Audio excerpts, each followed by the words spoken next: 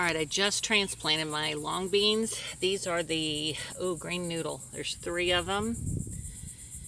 Now that we have the pallets up, let's see, these are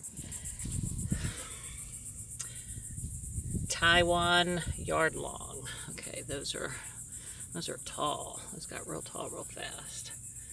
Okay, and the last ones are long bean. Those are the Thai soldier. Okay, and they're pretty big too. So, and they need trellises. So that's what all the work was for the other day.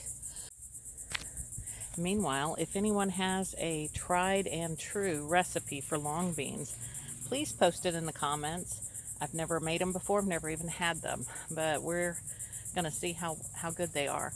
I can look up recipes on the internet, but I always find that recipes that people have really tried out seem to be the best. So, all right, let me know.